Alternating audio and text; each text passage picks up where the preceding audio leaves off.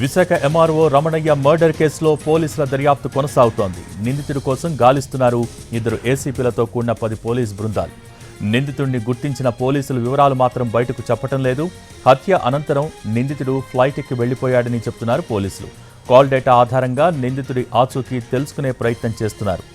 నిందితుడు పలుమార్లు రమణయ్య పనిచేస్తున్న ఆఫీస్కు వచ్చినట్టు సీసీ ఫుటేజ్ ఆధారంగా తెలుసుకున్నారు పోలీసులు.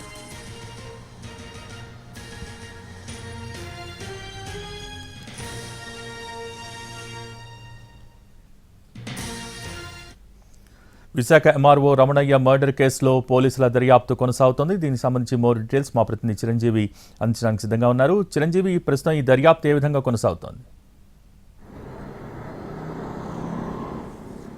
ఎస్ఓకి ప్రస్తుతం విశాఖలో సంచలనం రేపినటువంటి ఎంఆర్ఓ రమణయ్య హత్య కేసు సంబంధించి ఇప్పటికే ప్రభుత్వం సీరియస్గా తీసుకుంది. దీని మీద ప్రత్యేక బృందాలు కూడా పోలీసులు గాలింపు చర్యలు చేపట్టారు. 2 ఏసీపీల ఆధ్వర్యంలో మొత్తం 10 మంది పోలీసు బృందాలు నిందితుడి కోసం గాలింపు చర్యలు అయితే కొనసాగిస్తున్నాయి.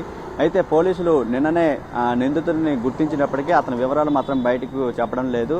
అయితే నిందితుడు దొరికినటువంటి సీసీటీవీ ఫుటేజ్ ఆధారంగా అందులో ఒక పర్సన్ కూడా ఐడెంటిఫై చేశారు. అతను కూడా హత్య చేసిన అనంతరం విశాఖ నుండి ఆ ఫ్లైట్ ద్వారా వేరే ప్రాంతానికి వెళ్ళిపోయినట్లు కూడా గుర్తించడం జరిగింది.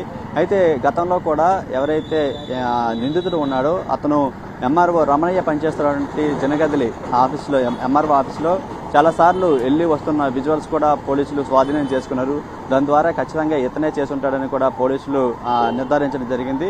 అయితే ఓవరాల్గా ఈ ఘటన అంతా కూడా ఒక ల్యాండ్ ఇష్యూకి సంబంధించి ఇదంతా కూడా జరిగిందని చెప్తున్నారు. నిందితుడు ఒక రియల్టర్, అంటే ఒక ఎక్కడైనా ల్యాండ్ కొని అక్కడ ఫ్లాట్లు కట్టిన తర్వాత వాళ్ళని వేరే వాళ్ళకి విక్రయించడం ఇవన్నీ కూడా చేస్తుంటాడని కూడా గుర్తించడం జరిగింది. ముఖ్యంగా ఈ ఘటనకు సంబంధించి అయితే మాత్రం కేవలం ఆ రియల్టర్కి సంబంధించినటువంటి ల్యాండ్ ఇష్యూకే సంబంధించి ఉందా, లేదంటే ఇంకా వేరే కారణాలు ఏమైనా ఉన్నాయో కూడా తెలియాల్సి ఉంది. అయితే ఈ కేసులో పోలీసులు మాత్రం నిందితుల వివరాలు ఇప్పటికి కూడా వెల్లడించడం లేదు. అతను దొరికిన తర్వాత నిందితుడికి అదేవిధంగా ఎంఆర్ఓ రమణయ్యకి ఉన్నటువంటి రిలేషన్ ఏంటి, ఆర్థిక లావాదేవీలు ఏవైనా జరిగాయా లేదనేది కూడా తెలియాల్సి ఉంది. అయితే కేవలం ల్యాండ్ ఇష్యూకి సంబంధించి మాత్రమే ఏవైనా గొడవ ఉంటే అంత దారుణంగా, అంత కక్షపూరితంగా ఒక ఇనుపు రాడ్డుతో తల మీద కొట్టి చంపేస్తాడా అనేది కూడా ఒక అనుమానం అయితే వ్యక్తమవుతుంది. దానికి తోడు 2-3 రోజుల నుంచి కూడా రెక్కి నిర్వహించి సుమారు 10 గంటల ప్రాంతంలోనే ఈ హత్య జరగడం జరిగింది.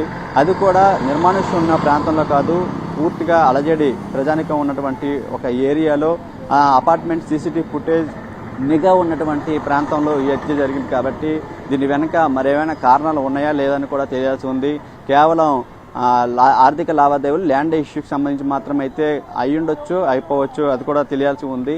కానీ ఇంకా వేరే కారణాలు ఏమైనా ఉన్నాయా అనేది కూడా నిందితుడు అదుపులోకి వస్తేమని చెప్పలేని పరిస్థితి కనిపిస్తుంది. ఏదేమైనప్పటికీ ఈ ఘటన ప్రస్తుతం రెవెన్యూ అధికారులు, జిల్లా అధికారులు కూడా సీరియస్గా దీన్ని పరిగణించాల్సి ఉంటుందని కూడా చెప్తున్నారు. పోలీసులు కూడా రెవెన్యూ అధికారులకి పూర్తి భద్రత ఇవ్వాలని చెప్తున్నటువంటి పరిస్థితి కనిపిస్తుంది. ముఖ్యంగా ప్రస్తుతం అదుపులో ఎవరైతే పరారులో ఉన్నటువంటి నిందితుడు ఉన్నాడో అతని కోసం 2 ఏసీపీల ఆధ్వర్యంలో మొత్తం 10 మంది బృందాలు కూడా పోలీసులు ఇతని కోసం గాలింపు చర్యలు అయితే కొనసాగిస్తున్నారు. అతను ఆచూకీ లభ్యమైన తర్వాత పూర్తి ఆధారాలు కూడా తెలియజేస్తామంటున్నారు. దాంతోపాటు కాల్ డేటా, సీసీటీవీ ఫుటేజ్ అంతా కూడా పరిశీలించి వీళ్ళిద్దరి మధ్య ఇంకేమైనా సంభాషణలు జరిగాయా, ఇంకేమైనా డీలింగ్స్ జరిగాయా అనేది కూడా తెలియాల్సి ఉంది. ఏదేమైనప్పటికీ విశాఖలో జరిగినటువంటి ఈ ఘటన ప్రస్తుతం కలకలం రేపిందని చెప్పుకోవాలి. భోగి. Thank you Chiranjeevi.